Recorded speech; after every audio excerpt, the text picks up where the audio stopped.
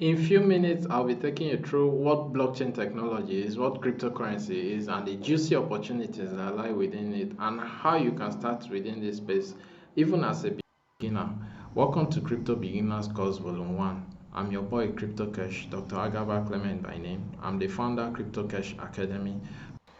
Now, if you consider what people are saying about blockchain technology, cryptocurrency, BTC, Ethereum, DeFi, NFT, how volatile it is, blah blah blah. I bet you wouldn't want to dare into it. Just like in the case of the internet, which the likes of our forefathers didn't understand as of that time, the juicy opportunities that were embedded within the world space as of then. Asking questions like, are we really going to be able to buy and sell whatever we want and have it arrive at our doorstep? Are we really going to use the email service to send our mails and all that? It seems far-fetched as of then, but fast forward to 20 to 30 years from then, our time now, we can really appreciate what this internet and how it has transformed our life for better. But don't just take my words for granted, because billionaires and bright minds like Elon Musk, Bill Gates, and the rest are the one talking even positive about this technology we are talking about. You can call me crazy, or you can call them crazy, or you decide to learn what this space is about. But Mr. Fuller says, and I quote, "You never change things by fighting the existing reality. To change something, build a new model that make the existing model obsolete, just like the case of the email system and the post office. The internet brought the concept of email, but our forefathers as of then really don't understand what this was about, so they preferred to use the email, as in the post office as of then, to send their letters. But take us to this day now. Myself, I would prefer to use the email as it is now as compared to post office, because the post office system is obsolete. Like, I don't even understand how to use a post office because it is a old model. The email will take my information to the other end as fast as possible and at a cheaper rate with less stress and all that. So it has made the post office obsolete.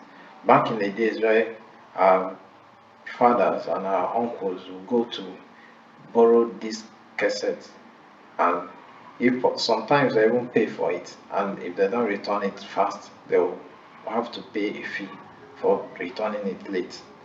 But right now, I can watch any movie from any part of the world from the comfort of my room, any movie I want, via the likes of Netflix, YouTube, and the rest.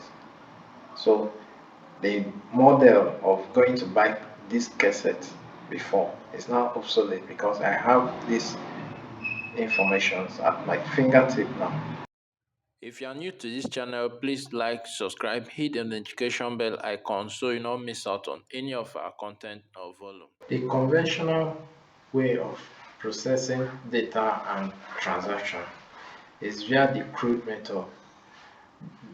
Transactions and data have been created, can be read, and can be updated and deleted. Take for instance, the results in the school system will be created after the script is being marked and be imputed via the Excel sheet.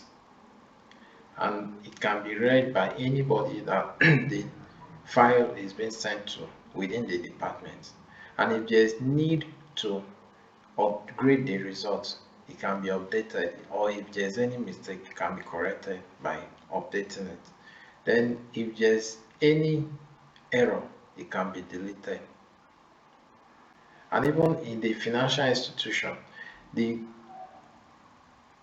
transfer you do with your mobile phone at the comfort of your room, you make an order on your phone, you make an instruction instructing the bank that you need a transfer of 5,000 naira from your account to account of another customer. So you create this set of instruction. The bank server and system will read this instruction and they will update it. You gave an instruction of 5,000 to be removed from your account and credited to another customer. But what will be removed from your account at the end of the day will be more than 5,000 naira, so as to figure in their transaction charges. So at the end, your instruction for 5K have been modified and updated. And sometimes transaction will fail, will not go through. At the end of the day, it's as a result of a transaction being deleted by the server. So this crude method comes with a lot of disadvantages. The fact that there's trust issues, it can be hacked, security issues, and the likes of others. So now, the ledger is a complete record of a company's transaction over a period of time, documenting changes to assets and liability and equity and expenses and revenue. So this banking system, the instruction you created, will automatically be recorded on the bank ledger, and the server or any individual that have access to the server can read this set of transaction on the ledger, and it can update it on this ledger or delete it from this ledger. So, but blockchain technology is offering us a more secure way of transacting, where data and information and transaction can only be created and read, but cannot be deleted nor updated, making it more secure, more reliable, and more trustworthy. So blockchain technology is a decentralized technology, that is distributed ledger technology spread across many computers that manages and record transactions. Part of the appeal of this technology is its security and trust, which we get to understand as time progresses. How it started was in 2008. The idea of Bitcoin was revealed by someone named Satoshi Nakamoto, who published the white paper online. However, it was later revealed that Satoshi Nakamoto was not the person's real name. Even till today, no one knows the real name of the creator of Bitcoin, but we still stick to Satoshi Nakamoto as founder, and that is why the unit of measuring Bitcoin is in sat. So now, I like to relate what this blockchain technology is and cryptocurrency to what we have in our day-to-day life. So you can see this is a universe, and within this universe we have different countries. Forget about that, we have different continents, and each country uses a currency that is native to them, like US that uses US dollar, Nigeria that uses naira, Ghana uses cedi, UK uses pound sterling and all that. So I like to relate this blockchain technology, the technology itself, to the whole universe. Then any project that uses this technology to solve a human problem within our environment is the equivalent of a country, and the currency that is native to each of these projects then is the cryptocurrency. So take for instance the Bitcoin. The Bitcoin uses blockchain technology to solve the problem of a decentralized unified borderless payment, which was a problem before. So this project Bitcoin uses the blockchain technology to solve this problem, and the native currency for transaction, for confirming transaction within this blockchain, is the Bitcoin blockchain, the Bitcoin itself, which is a cryptocurrency.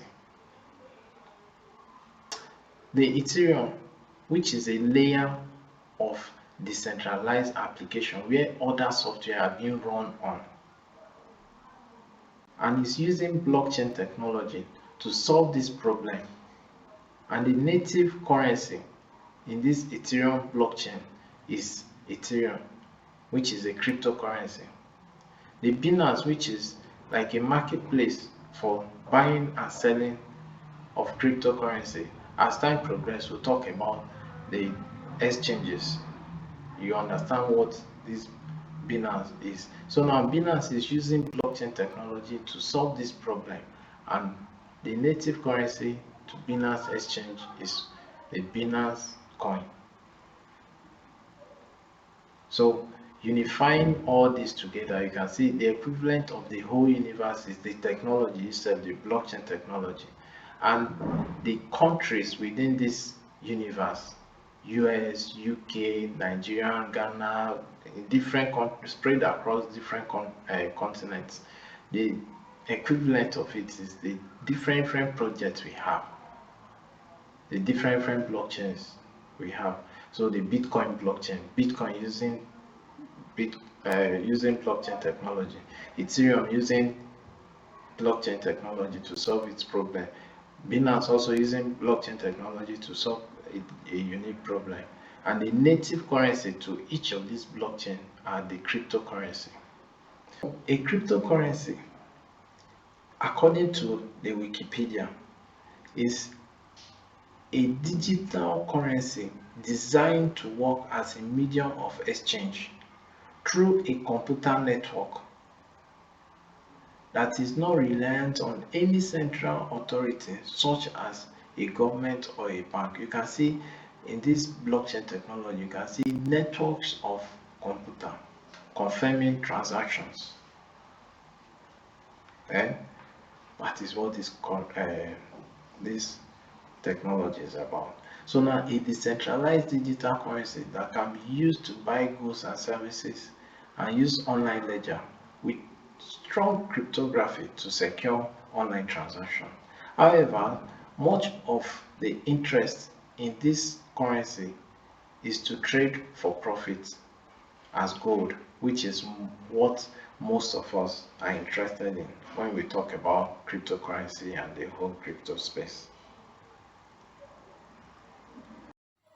The opportunities embedded within crypto space are inexhaustible, but for want of time, I'll mention just few.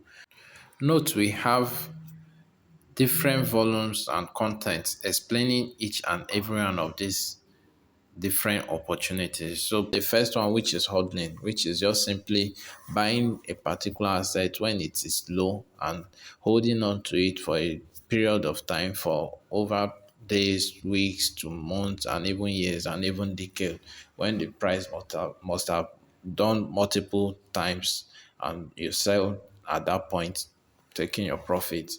Then the other opportunity, which is trading, you buying and selling asset, as in buying low and selling high, either using spot trading, P2P trading, or derivative trading like futures and margin trade. Then arbitrage is you buying a particular asset from an exchange where you see that yes, it is low as at that point and moving it to another exchange and sell where it is high. Then staking and farming is you locking your crypto asset so that it will yield interest for you over a period of time. Pre-sale is you buying a particular asset before it even gets to the market at the seed phase. And finally, you need your smartphone and few apps that are listed above to start your journey in the crypto space.